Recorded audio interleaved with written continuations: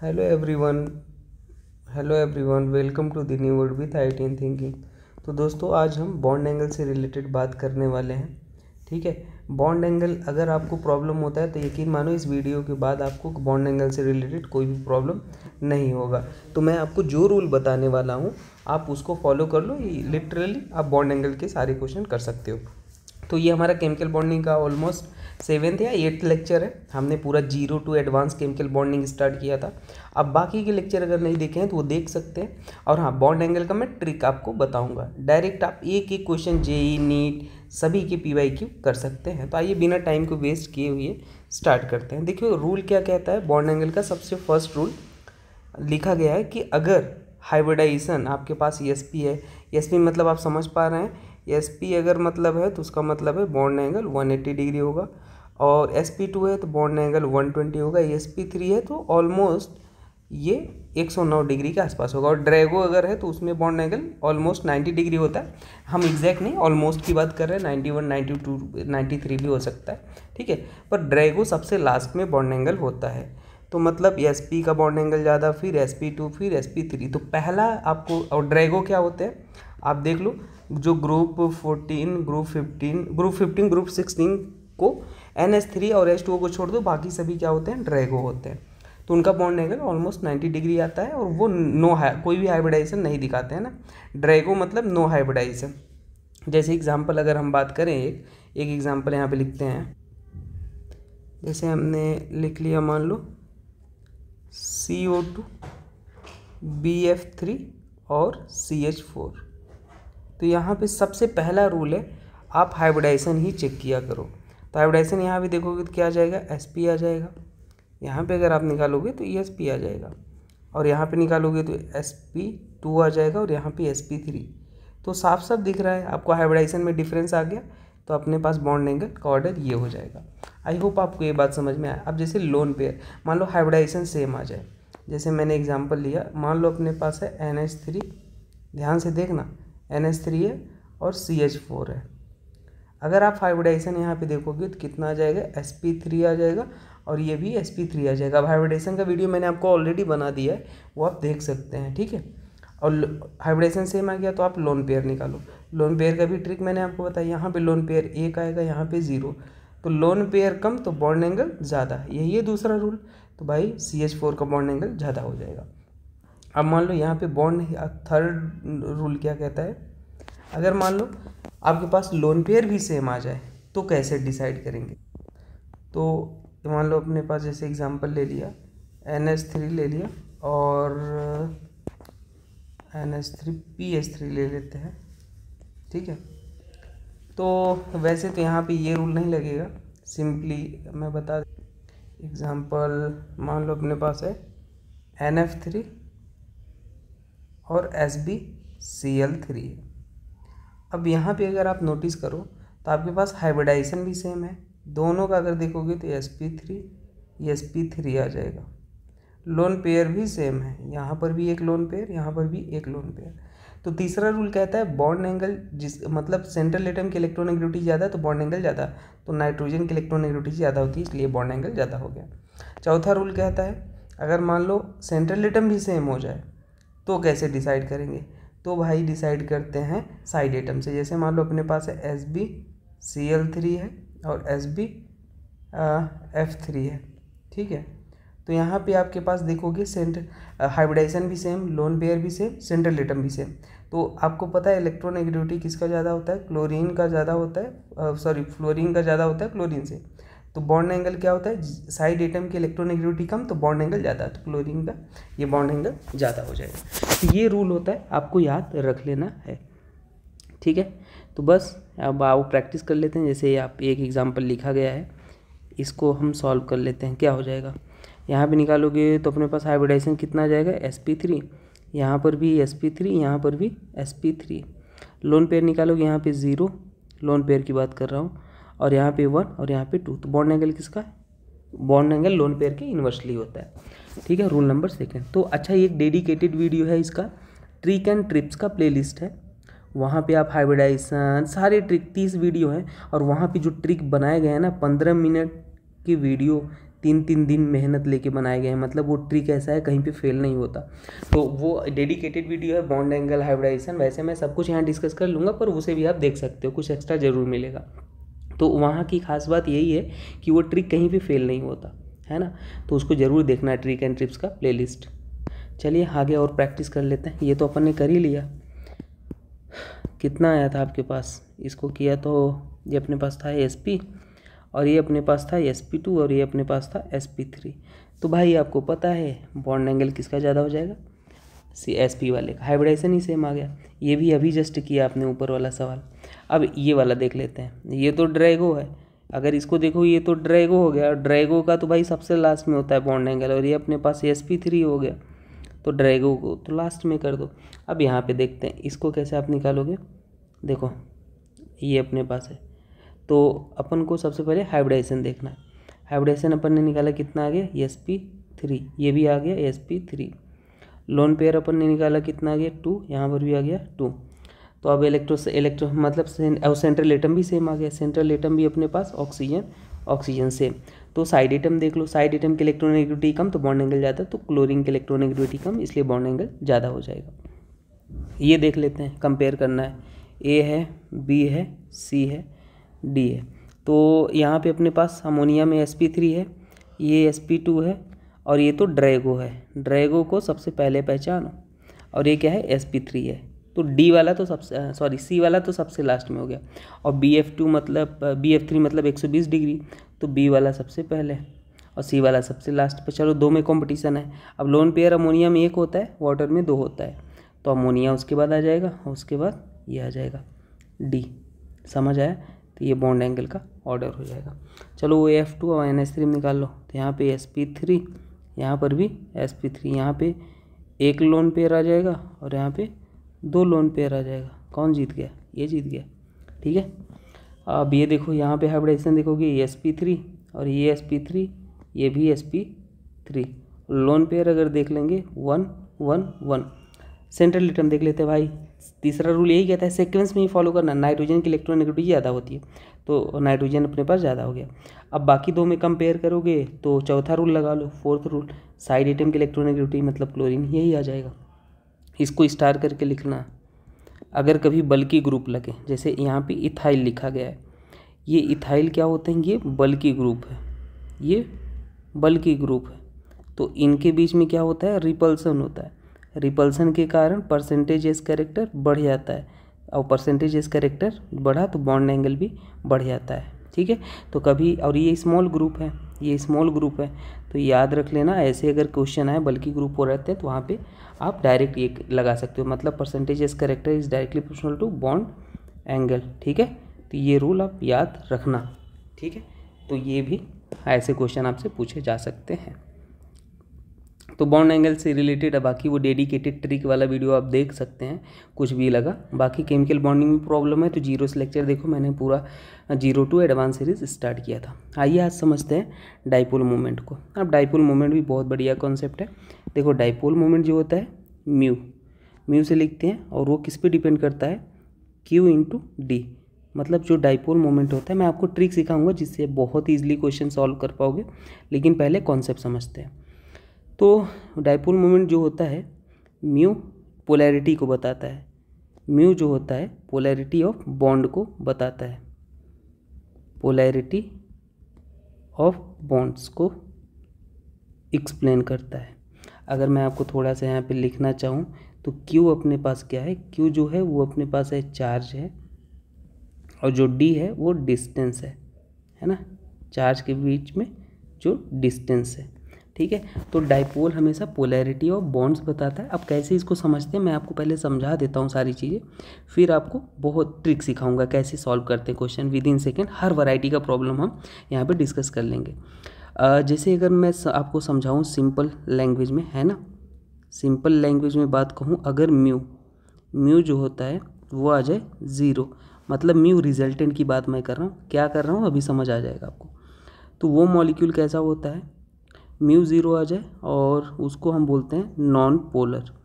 क्या बोलते हैं, नॉन पोलर मॉलिक्यूल, या दूसरे लैंग्वेज में बोल सकते हैं इलेक्ट्रोनेगेटिविटी जिसका क्या हो जाए ज़ीरो हो जाए डिफरेंस, वो भी नॉन पोलर होता है। अभी मैं आपको समझाता हूँ। जैसे कि यहाँ पे आप देखिएगा, एक एग्जांपल लेता हूँ। अपने पास CO2 है, देखना CO2 है, ठीक है। तो CO2 में आप कैसे इसको डिसाइड करोगे कि म्यू रिजल्टेंट ज़ीरो है या नहीं ज़ीरो है।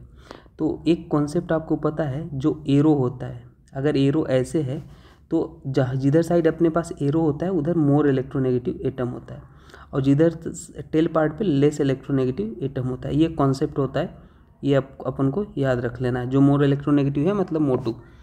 तो ऑक्सीजन और कार्बन में किसकी इलेक्ट्रोनेगेटिविटी ज़्यादा है? ऑक्सीजन की इलेक्ट्रोनेगेटिविटी ज़्यादा है, ये अपन को पता है, ऑक्सीजन की ज़्यादा है। तो एरो किधर से किधर डायरेक्शन में होगा? ऐसे डायरेक्शन में होगा। तो आप एरो बनाओ फिर रिजल्टेंट निकालो।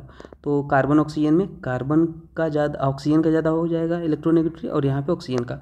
तो जो म्यू नेट आ रहा है, म्यू नेट वो एक दूसरे के रिजल्टेंट को कैंसिल कर दे रहा है, तो म्यू नेट ज़ीरो। तो इसको हम बोल देंगे ये कैसा होगा? नॉन पोलर हो जाएगा। समझ आया आपको? तो इस तरीके से हम यहाँ पे ये निकालते हैं। तो इन जनरल ये बात है, लेकिन पहला ये इलेक्ट्रोनेगेटिविटी भी देखते हैं, ठीक है। तो वो मैं आपको आगे समझाता हूँ। फिलहाल के लिए पहले आप ही इसको समझ लीजिए। अब जैसे देखिए यहाँ पे दूसरे लैंग्वेज में अगर mu is equal to net मतलब नॉट इक्वल टू ज़ीरो, तो मॉलिक्यूल कैसा होता है? पोलर होता है। अभी मैं आपको समझाता हूँ, पहले ये कॉन्सेप्ट समझो।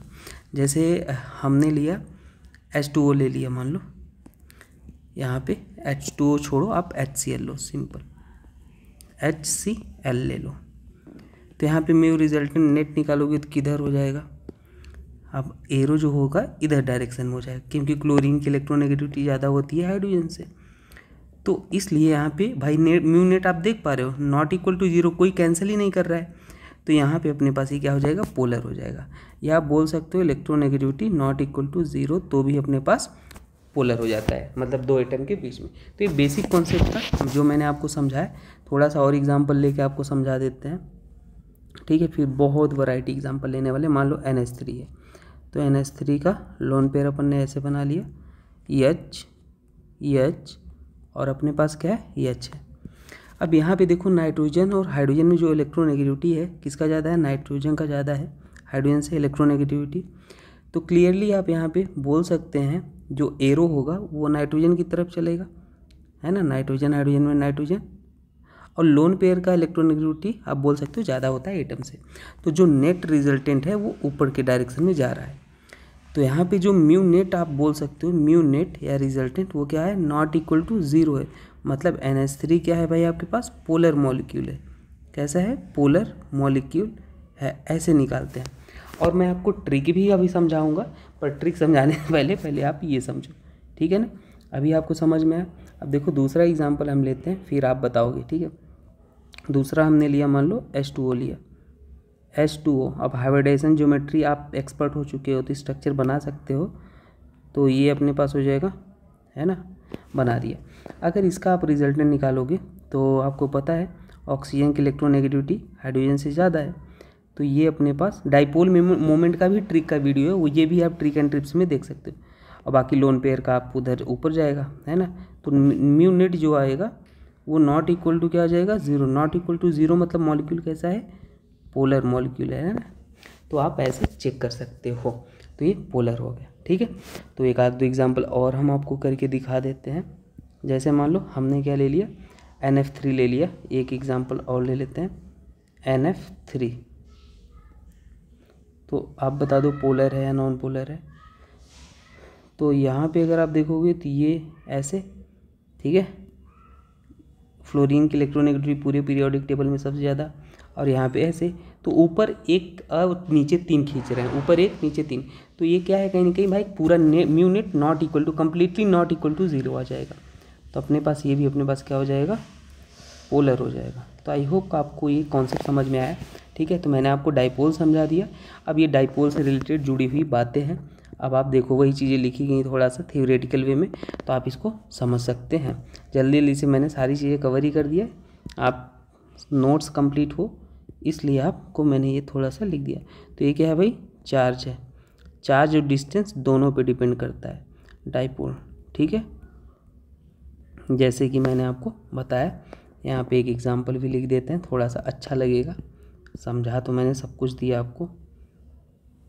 जैसे यहाँ पे देखो क्लोरीन म्यू नेट क्या है भाई, म्यू नेट आपके पास है नॉट इक्वल टू 0, मतलब HCl कैसा है, पोलर है। अब टाइम है भाई ट्रिक जानने का। आपने ये बहुत सीख लिया, अब मैं आपको सिखाऊंगा ट्रिक। ठीक है, तो ट्रिक जो बताने वाला हूँ। अच्छा, इसका जो यूनिट होता है डी होता है, डाइपोल का यूनिट डी होता है, म्यू से इसको लिखते हैं। ठीक है, और अगर मान कि चलो म्यू आपके पास जो होता है वो डायरेक्टली प्रोपोर्शनल किसके होता है, पोलैरिटी को होता है। ये तो मैंने आपको समझा ही दिया कि पोलैरिटी अगर चेक करना है बॉन्ड, मतलब पोलैरिटी मतलब कितना पॉजिटिव और नेगेटिव चार्ज आएगा, तो उस पर डिपेंड करता है। ठीक है, तो मैं आपको ट्रिक बता दूं या पहले कुछ इंपॉर्टेंट बातें? चलो पहले आपको ये कुछ इंपॉर्टेंट बातें जो थी वही बताऊं। तो ये कुछ इंपॉर्टेंट बातें हैं। The dipole moment is a vector quantity है, और जो डाइपोल मोमेंट का मोमेंट होता है हमेशा वो less electronegative to less En to more En के साइड होता है, यही लिखा गया है। ठीक है, यहाँ पे अगर आप देख पा रहे हैं ये यही चीज़ को बताया जा रहा है। और जो इसका यूनिट होता है क्या होता है, डी होता है, मैंने लिख दिया है। और एक इलेक्ट्रॉन बराबर, अगर एक्चुअल में इसको ESU सेंटीमीटर में लिखते हैं, तो सारी यूनिट आपको मैंने लिख दी है। 1 डी बराबर इतना ESU सेंटीमीटर, इतना सेंटीमीटर में लेना हो, और एक इलेक्ट्रॉन पे चार्ज कितना होता है, इतना कूलम होता है, और ESU में चेंज करना हो तो डायरेक्ट आप ये लिख सकते हो। अच्छा, रिजल्टेंट ऑफ वेक्टर, आप फिजिक्स में थोड़ा पढ़ते हो, तो अगर आपके पास दो वेक्टर हैं μ1 μ2, थीटा एंगल है, तो म्यू रिजल्टेंट कैसे निकालते हो आप? वहाँ पे R एक्चुअल में गिवन होता है, हमने म्यू लिया है, डाइपोल पढ़ रहे हैं, क्योंकि वेक्टर क्वांटिटी है, तो μ1 square μ2 square plus 2 μ1 into μ2 cos theta, कोई एंगल गिवन है तो आप ऐसे निकाल सकते हो। तो अब टाइम है भाई ट्रिक, कैसे हम चेक करेंगे डाइपोल मोमेंट। चलो भाई, अब एकदम खतरनाक, जल्दी से बस आप इसको याद रख लो, सारी चीज़ें आपकी कवर हो जाएंगी। तो अब ट्रिक का टाइम है। देखो भाई, ट्रिक नंबर 1, केस नंबर 1 है कि अगर मैं ये बोल रहा हूँ कि सेंट्रल एटम का वैलेंस इलेक्ट्रॉन, मैंने बात किया सेंट्रल एटम का वैलेंस इलेक्ट्रॉन इक्वल आ जाए नंबर ऑफ साइड एटम, ध्यान से देखना, नंबर ऑफ साइड एटम, तो डाइपोल अपने पास क्या हो जाता है, 0 हो जाता है। मतलब म्यू आप बोल सकते हो डायरेक्टली म्यू हो जाएगा 0 मतलब कैसा हो जाएगा, नॉन पोलर। केस नंबर 2, बात यहीं पे ख़त्म नहीं हो जाएगी, ध्यान से देखना, ये तीनों, ये ट्रिक आपको बहुत सोच समझ के लगाना है, पर मोस्ट ऑफ केसेस में ये अप्लाई होता है। अगर मान लो आपके पास जो सेंट्रल एटम का वैलेंस इलेक्ट्रॉन है, सेंट्रल एटम का, अभी एग्जांपल लेंगे, एटम का जो वैलेंस इलेक्ट्रॉन है वो इक्वल आ जाए नंबर ऑफ बॉन्ड, तो भी आपके पास म्यू जो होता है क्या होता है, 0 ही होता है। ये दूसरा रूल है। अब एग्जांपल पहले देख लेते हैं, फिर आपको आगे बताएंगे। एग्जांपल जैसे देखो, हमने यहाँ पे लिया BF3, क्या लिया, BF3 लिया, तो यहाँ पे सेंट्रल एटम कौन है, सेंट्रल एटम है बोरॉन का जो वैलेंस इलेक्ट्रॉन है वो कितना होता है, बोरॉन का वैलेंस इलेक्ट्रॉन 2,3 होता है। तो जो 3 है, मतलब 3 है वैलेंस इलेक्ट्रॉन, और साइड एटम क्या है आपके पास, 3 है, 3 फ्लोरीन है, और ये क्या है, वैलेंस इलेक्ट्रॉन है, वो इक्वल आ गए। तो इक्वल आ गए तो आप बोल सकते हो जो BF3 होता है वो म्यू क्या आ जाएगा, 0, मतलब नॉन पोलर हो जाएगा। म्यू 0 मतलब नॉन पोलर, समझ आए? अब देखो, आप जैसे धोखा खाओगे कहाँ, जैसे मान लो आपके पास है CO2, ठीक है, तो स्ट्रक्चर बना के देखोगे ज़्यादा सही है। अब यहाँ पे अगर आप देखोगे तो कार्बन का वैलेंस इलेक्ट्रॉन कितना होता है, कार्बन का वैलेंस इलेक्ट्रॉन होता है 4, और साइड एटम कितना है आपके पास, साइड एटम है 2 है, 2 ही ऑक्सीजन है साइड एटम, जो कि इक्वल नहीं है। तो आप यहाँ पे बोल दोगे सर म्यू क्या आ जाएगा, म्यू नॉट इक्वल टू 0, और जो कि आप गलत हो जाएंगे, रॉन्ग। दूसरा केस पढ़ो, केस नंबर 2, मैंने बोला है सेंट्रल एटम का valence electron equal to number of bond, तो यहाँ पे देखो 4 वैलेंस इलेक्ट्रॉन है, ठीक है, और नंबर ऑफ बॉन्ड कितने हैं, 4 है। आप चाहे तो देख लो, नंबर ऑफ बॉन्ड 4 है, जो कि अपने पास क्या हो जाएगा, ये mu equal to not zero, mu equal to zero मतलब क्या आ जाएगा, नॉन पोलर आ जाएगा। समझ आया? तो बस ये तरीका है, मैक्सिमम क्वेश्चन इससे सॉल्व हो जाते हैं अगर आप इसको अप्लाई करते हो तो। फिलहाल मैं सारे वैरायटी प्रॉब्लम ले लूँगा, आपको कभी दिक्कत नहीं आएगी। चलो, जैसे H2O ले लिया, स्ट्रक्चर बनाओ या ना बनाओ, ठीक। अच्छा, जो एक्सेप्शनल केसेस हैं वो सारे ही मैं बता दूंगा, तो आपको अलग से सोचने की ज़रूरत नहीं है। देखो, सेंट्रल एटम क्या है, ऑक्सीजन है। वैलेंस इलेक्ट्रॉन इसका कितना होता है, ऑक्सीजन का होता है 6। साइड एटम कितना है, 2 है, साइड एटम है।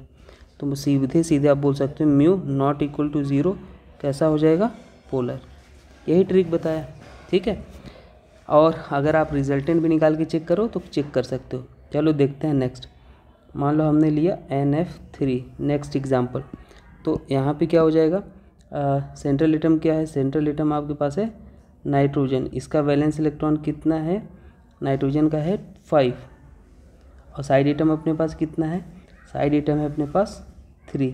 साइड एटम फ्लोरीन, जो कि not equal to, not equal है, तो म्यू अपने पास क्या आ जाएगा। और ये भी 6 नॉट इक्वल है भाई, इसको भी नॉट इक्वल लिख लो।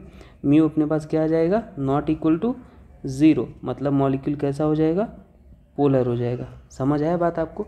तो डायरेक्टली देख रहे हो क्वेश्चन कैसे हो पा रहे हैं, तो यूँ ही आप सॉल्व कर सकते हो सारे क्वेश्चन। जैसे आपने लिया BrF5, तो ब्रोमीन का वैलेंस इलेक्ट्रॉन कितना होता है, वैलेंस इलेक्ट्रॉन इसका होता है 7।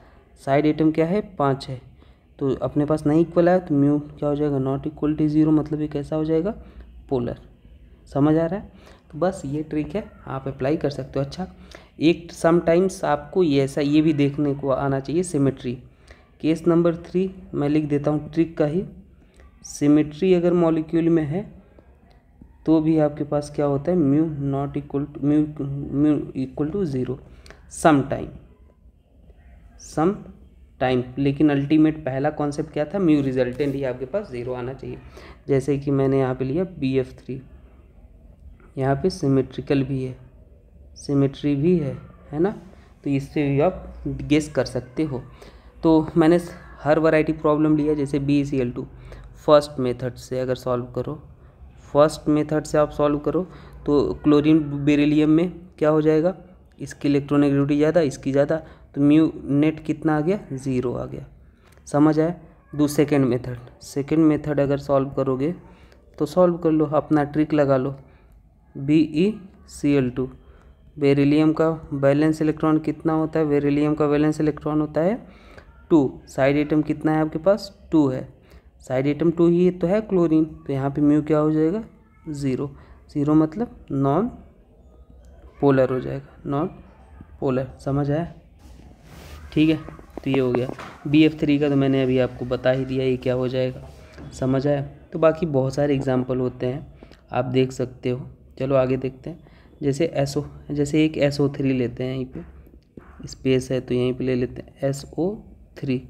तो SO3 का सल्फ़र का आप अब यहाँ पे देखो, अपन बनाएंगे स्ट्रक्चर तो ऐसे होगा, तो स्ट्रक्चर बनाने से धोखा नहीं होता है, बॉन्ड भी दिखते रहते हैं। तो सल्फ़र का वैलेंस इलेक्ट्रॉन कितना होता है, 6 होता है, ठीक है। और आपके पास नंबर ऑफ बॉन्ड कितने हैं, 6 है, नंबर ऑफ बॉन्ड।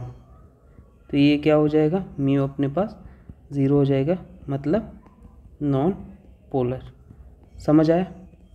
नेक्स्ट देख लेते हैं SO2 में अगर आप देखोगे तो ऐसे रिजल्टेंट देख लो, ऐसे और एक ऊपर जा रहा है, तो ये कैंसल आउट नहीं कर रहे हैं। फर्स्ट मेथड में म्यू नेट आप देखोगे नॉट इक्वल टू ज़ीरो हो पा रहा है, ठीक है। सेकेंड मेथड देखोगे तो ऐसे देख लो, सल्फ़र का वैलेंस इलेक्ट्रॉन कितना है, 6 है। साइड एटम कितना है, 2 है, नॉट इक्वल है, तो mu not equal to zero, मतलब मॉलिक्यूल कैसा हो जाएगा, पोलर हो जाएगा। समझ आ रहा है? H2O तो आपने ये कर लिया। अब यहाँ पे देखो, इसको स्टार करके लिख लेना ना।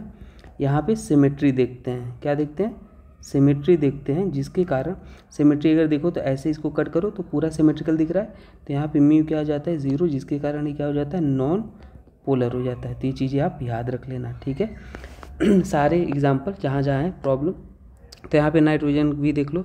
अब तो आप एक्सपर्ट हो गए, म्यू इक्वल टू पोलर हो जाएगा, है ना। हाँ, यहाँ पे अगर आप देखोगे तो क्लोरीन है, क्लोरीन का वैलेंस इलेक्ट्रॉन 7, साइड एटम आपके पास कितना है, 3 है। साइड एटम नॉट इक्वल है, मतलब म्यू नॉट इक्वल टू 0, मतलब क्या हो जाएगा, पोलर हो जाएगा। समझ आ रहा है आपको? अब यहाँ पे देखो SF4, ये भी आपके पास सल्फर का वैलेंस इलेक्ट्रॉन 6 है, साइड एटम कितना है, 4 है, तो ये भी क्या आ जाएगा, म्यू पोलर आ जाएगा। समझ आ रहा है? यहाँ पे आपके पास सिमेट्री देख लेते हैं, स्टार करके लिख लेना इसको, ठीक है। तो सिमेट्री देख लेंगे तो ये भी अपने पास क्या हो जाएगा, नॉन पोलर, क्लियरली आप देख सकते हो। ये और ऐसे भी अगर आप चेक कर लो, ध्यान से देखना, तो ये धोखा आप खा सकते हो जहाँ पे हैं, बाकी जगह मैंने सारे वैरायटी ले लिया। आयोडीन का वैलेंस इलेक्ट्रॉन 7, साइड एटम 5, तो क्या हो जाएगा, पोलर हो जाएगा, म्यू नॉट इक्वल टू 0, ठीक है। इसका देख लो, जेनॉन का वैलेंस इलेक्ट्रॉन कितना होता है, 8, साइड एटम कितना है अपने पास, 6, नॉट इक्वल है साइड एटम, तो ये क्या हो जाएगा, पोलर हो जाएगा।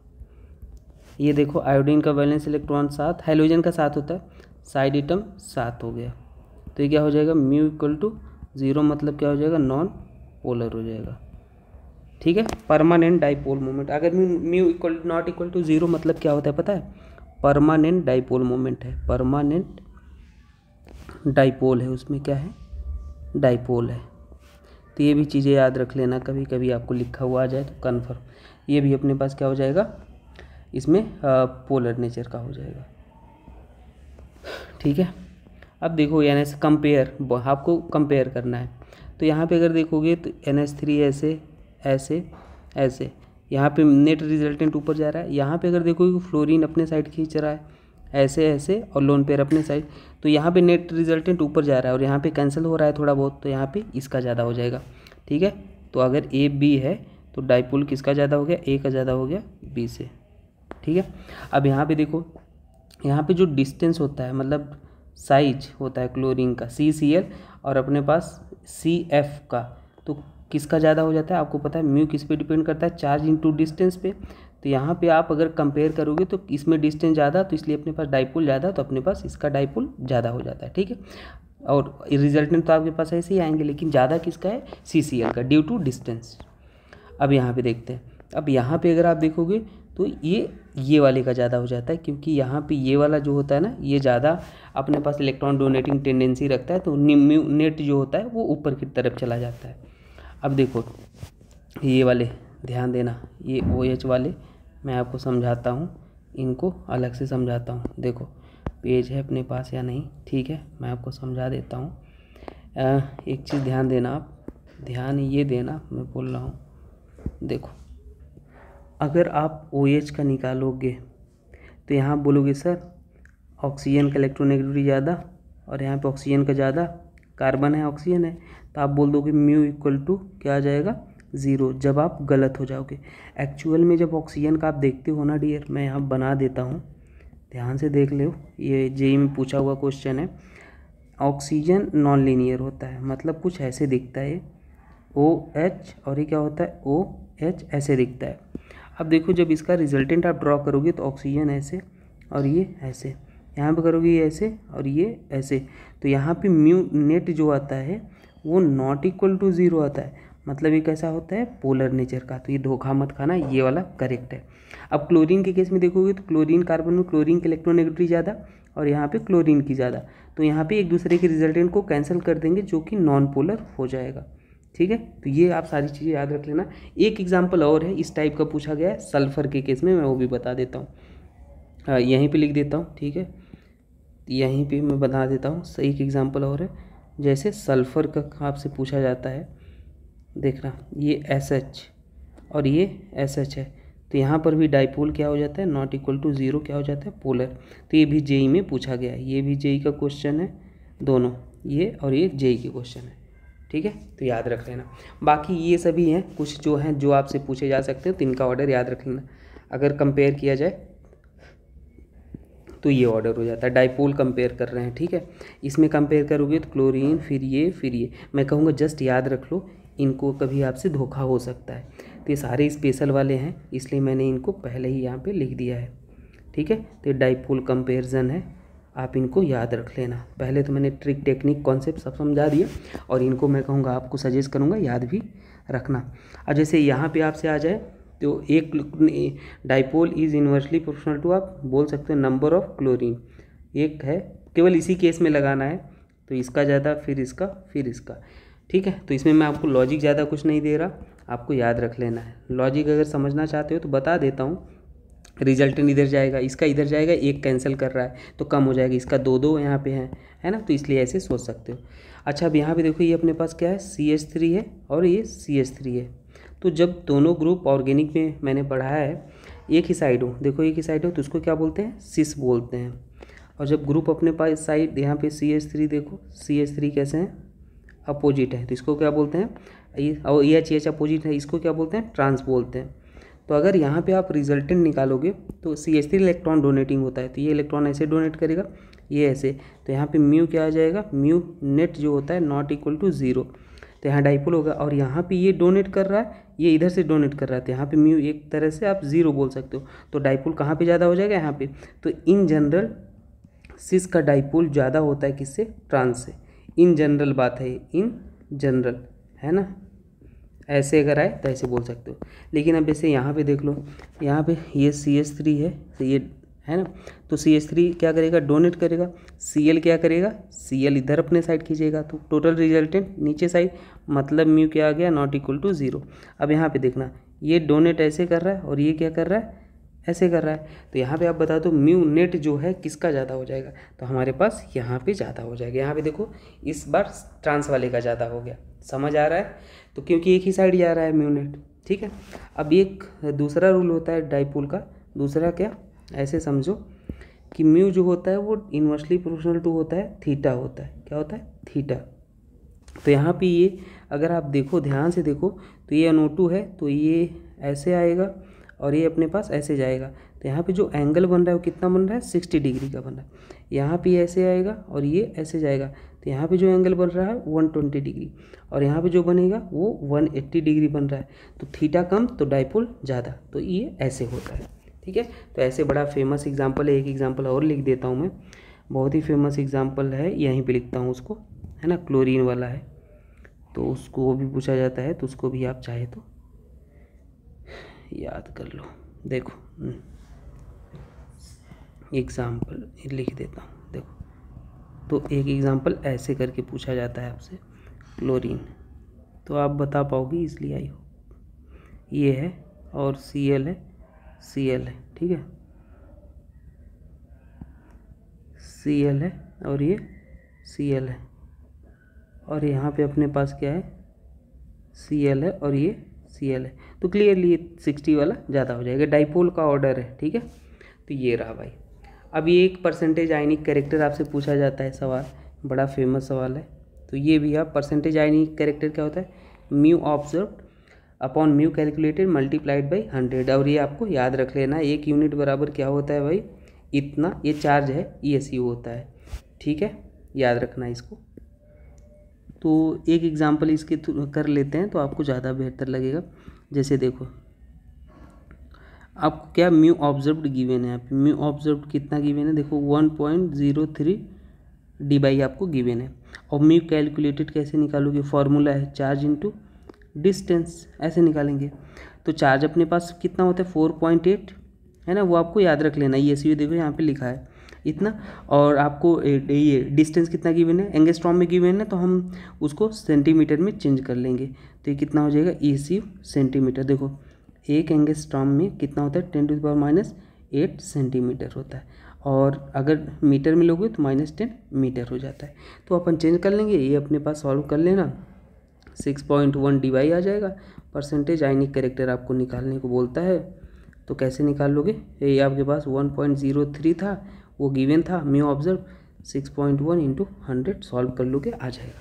तो बस कुछ नहीं करना है, ये होता है, ठीक है। अब आपको रेजोनेंस मैं समझाता हूँ। रेजोनेंस तो बहुत सरल भाषा में समझाऊँ आपको।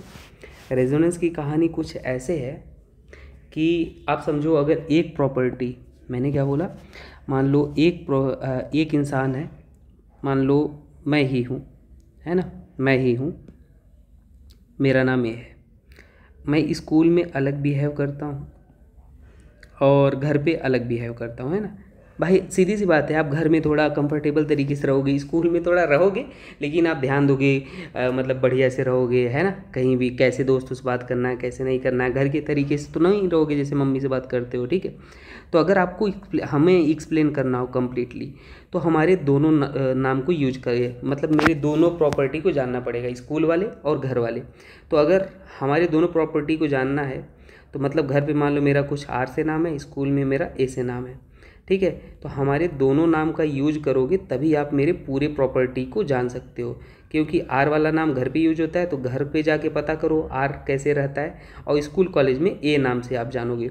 तो मुझे एक्सप्लेन करने के लिए आपको दोनों कई सारी स्ट्रक्चर नेम का सहारा लेना पड़ रहा है, एक घर वाला नाम और एक स्कूल वाला नाम। तो यही जो दो नाम है ना, इसी को अपन ऑर्गेनिक कंपाउंड में बोलते हैं, कि अगर जब एक स्ट्रक्चर सारी प्रॉपर्टीज़ को एक्सप्लेन नहीं कर पाता, तो हम कई सारे स्ट्रक्चर को यूज़ करते हैं, और उस स्ट्रक्चर को यूज करते हैं तो उस स्ट्रक्चर को बोलते हैं रेजोनेटिंग स्ट्रक्चर। जैसे मेरा आर और ए नाम था, है ना, तो ये दोनों स्ट्रक्चर क्या होंगे, रेजोनेटिंग स्ट्रक्चर। ये दोनों कंपाउंड क्या हो जाएंगे, रेजोनेटिंग स्ट्रक्चर हो जाएंगे, ठीक है। तो यही होता है रेजोनेंस। तो मॉडर्न डेफिनेशन कुछ और कहती है, वो जो कि हम ऑर्गेनिक में पढ़ेंगे, जीओसी मैंने पढ़ाया भी है। फिलहाल आइए समझते हैं इसको सरल भाषा में कैसे समझ सकते हैं। देखिए, मान लेते हैं अपने पास यहाँ पे ओजोन मॉलिक्यूल है, हमने यहाँ पे ले लिया है। ओजोन मॉलिक्यूल है और हमारे पास जो बॉन्ड लेंथ होता है वो सबसे बड़ा होता है single bond, double bond, triple bond. तो अगर हमको ये पता है सिंगल बॉन्ड बड़ा होता है डबल और ट्रिपल से, तो क्लियरली अगर ए और बी में आपको कंपेयर करना हो तो कौन सा बॉन्ड लेंथ बड़ा होगा, बी बड़ा होगा, जो कि ये गलत है बिल्कुल। ये क्या है, रॉन्ग है। अब ये क्यों हो रहा था, ये एक्सप्लेन करता है, इसको कौन एक्सप्लेन करता है, रेजोनेंस एक्सप्लेन करता है ऐसा क्यों हो रहा था। पहले तो मैंने आपको रेजोनेंस समझाया, अब ऐसा क्यों हो रहा था इसको रेजोनेंस एक्सप्लेन करता है। आइए समझते हैं। देखो रेजोनेंस का कंडीशन क्या है, मैं सबसे पहले आपको थोड़ा सा कुछ एक्सप्लेन कर, तो ध्यान से समझ लो। पहले मैं आपको अब ये ऑर्गेनिक में बताऊंगा, लेकिन अभी के लिए आप इतना समझ सकते हो ना, मैं जैसे जैसे बता रहा हूँ उतना समझो। कंडीशन फॉर रेजोनेंस, कैसे पता चलेगा कि आपको रेजोनेंस होगा या नहीं होगा, तो मैं आपको समझाता हूँ, ध्यान से देखो। तो कभी अगर मान लो ए है, बी है और सी पे आपके पास पॉजिटिव चार्ज दिख जाए या नेगेटिव चार्ज दिख जाए या लोन पेयर दिख जाए या डबल बॉन्ड दिख जाए, तो ये रेजोनेंस की कंडीशन है। मतलब अगर मैं सरल भाषा में बोलूँ कि ऐसे मान लो आपके पास है, यहाँ पे देखो डबल बॉन्ड है और यहाँ पे क्या दिख जाए, ये कार्बोकटा है, तो यहाँ पे रेजोनेंस होगा कि नहीं। देखो ये है ए है, ये है बी है और ये है सी है, तो यहाँ पे रेजोनेंस होगा। तो ये कंडीशन कहीं पे दिख जाए, मैंने जो ऊपर लिखा है, तो वहाँ पे रेजोनेंस होगा। जैसे देखो मैं यहाँ पे बताता हूँ, अपने पास है एच सी डबल बॉन्ड और यहाँ पे क्या है, ओ नेगेटिव है, तो यहाँ पे रेजोनेंस होगा कि नहीं। हाँ भाई होगा। देखो कैसे, ये है ए है, ये बी है और ये सी है, समझ आए। तो उसी तरीके से अगर मैं यहाँ पे लिखता हूँ ओजोन, ध्यान से देखना, ओजोन का जो स्ट्रक्चर होता है कुछ इस तरीके से दिखता है, ये पॉजिटिव है और ये नेगेटिव है। तो यहाँ पे अगर आप देखोगे तो ए है, ये बी है और ये सी है, ठीक है। तो यहाँ पर भी रेजोनेंस हो रहा है।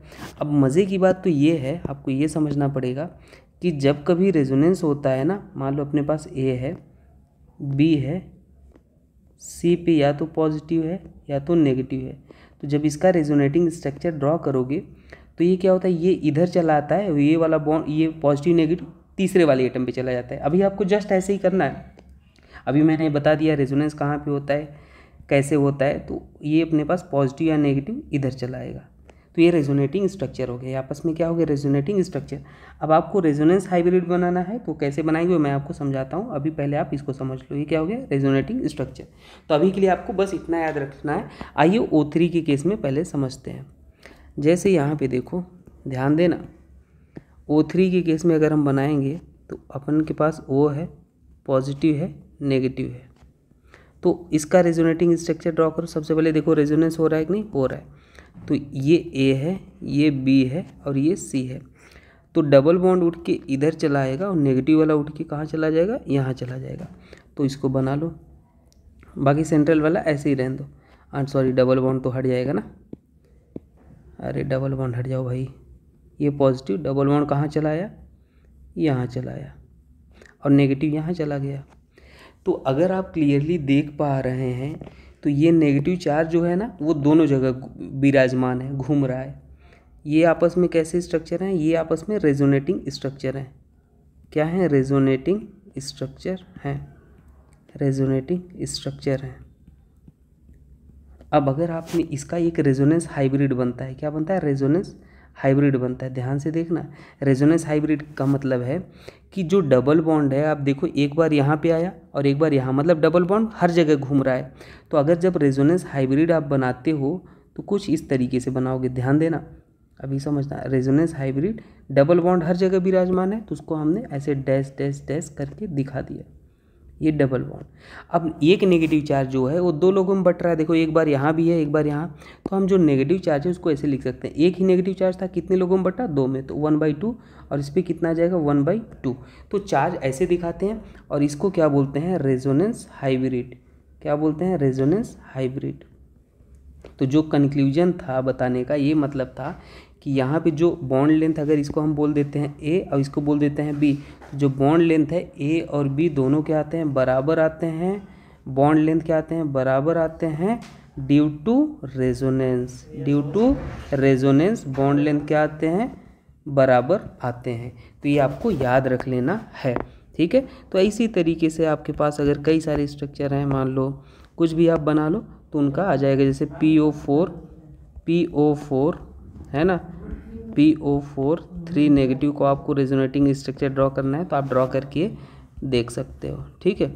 तो आइए यहाँ पे समझते हैं। अब हो गया, अब तो आपको मैंने बता ही दिया, वही चीज़ है कि यहाँ पे बॉन्ड क्या आ जाता है, इक्वल आ जाता है। इसका रेजोनेटिंग स्ट्रक्चर ड्रॉ करोगे तो अपने पास क्या आ जाएगा, O पॉजिटिव, और यहाँ पे ये ऑक्सीजन और यहाँ पे नेगेटिव। रेजोनेंस हाइब्रिड ये वाला है, इसको रेजोनेंस हाइब्रिड बोलते हैं। मज़े की बात क्या है, अगर कभी आपको बॉन्ड ऑर्डर निकालना पड़े, क्या, बॉन्ड ऑर्डर, वो कैसे निकालते हैं, sigma bond plus pi bond divide by sigma bond. अब सिग्मा बॉन्ड कितने थे यहाँ पे जो रेजोनेंस में इन्वॉल्व थे, सिग्मा बॉन्ड देखो, एक आपके पास यहाँ पे सिग्मा, एक यहाँ, दोनों इन्वॉल्व थे, तो 2 सिग्मा है। पाई बॉन्ड कितने हैं, 1, डिवाइड बाई टोटल सिग्मा कितने हैं आपके पास, 2, तो बॉन्ड ऑर्डर जो आ जाएगा वो कितना आ जाएगा, 3/2। तो ये आप याद रख लेना अभी के लिए, ठीक है। बाकी यहाँ पे आप निकाल सकते हो, इसमें यहाँ पे देखो, यहाँ पे इसका रेजोनेटिंग स्ट्रक्चर ड्रॉ करोगे तो क्या हो जाएगा, HC, और यहाँ पे O नेगेटिव और ये डबल बॉन्ड इधर, तो बॉन्ड ऑर्डर यहाँ पे निकाल लो। अब रेजोनेंस हाइब्रिड में नहीं बना रहा, तो बॉन्ड ऑर्डर क्या हो जाएंगे, कितने सिग्मा इन्वॉल्व है, 2 ही सिग्मा इन्वॉल्व है, इस सिग्मा को आप काउंट नहीं कर लेना, ठीक है। तो कितने हो जाएंगे, 2 sigma plus 1 pi divide by कितना हो जाएगा, सॉरी कितने आपके पास पाई, हाँ सिग्मा कितने थे, 2 ही थे, तो इतना आ जाएगा। अब यहाँ पे आप बनाओगे तो यहाँ पे देखो दोनों, ये भी नेगेटिव इन्वॉल्व है रेजोनेंस में, ये भी इन्वॉल्व है, तो दोनों को बना लो। तो एक अपने पास अगर बनाओगे तो अपने पास डबल बॉन्ड इधर, और यहाँ पे ये नेगेटिव गया और ये ऐसे रहेगा, और ये एक बार इसको बना लो, है ना, समझ पा रहे हो ना, ABC। तो एक बार ये नेगेटिव को बना के हम किधर ले जाते हैं, उसको ऐसे ही रहने देते हैं, और ये अपने पास किधर आ जाएगा, डबल बॉन्ड इधर और ये नेगेटिव इधर।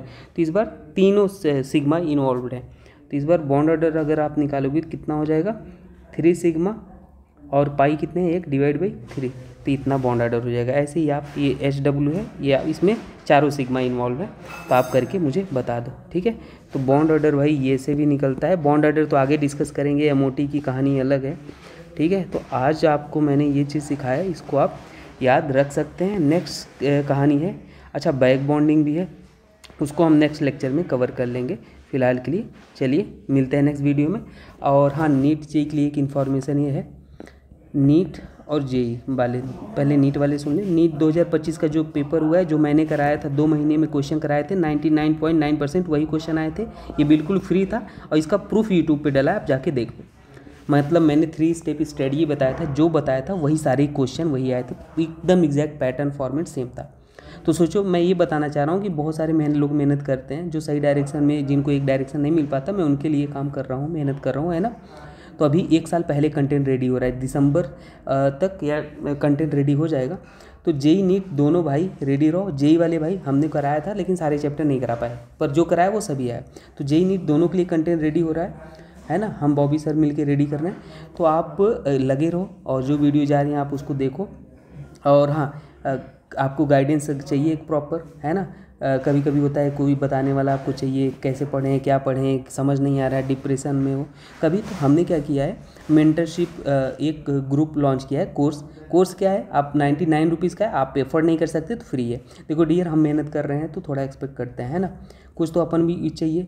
तो आप पहले कंटेंट देखो फिर ज्वाइन करो। व्हाट्सएप का ग्रुप डिस्क्रिप्शन में मैसेज करना है, तो वहाँ पे आप ज्वाइन हो जाओगे, मतलब ज्वाइन कर देंगे। आपको 99 रुपीज़ बता देंगे कहाँ पेमेंट करना है, फिर आप हो जाओ। फिर वहाँ पे PDF वगैरह ये सब जो है वहीं पे आपको शेयर कर देंगे। आप हमसे बात कर सकते हैं क्या कैसे करना है, सारा प्रॉपर गाइडेंस आपको मिलेगा, ठीक है। बाकी नेक्स्ट लेक्चर बैक बॉन्डिंग आ जाएगा। मिलते हैं नेक्स्ट वीडियो में, ठीक है। तब तक के लिए थैंक यू।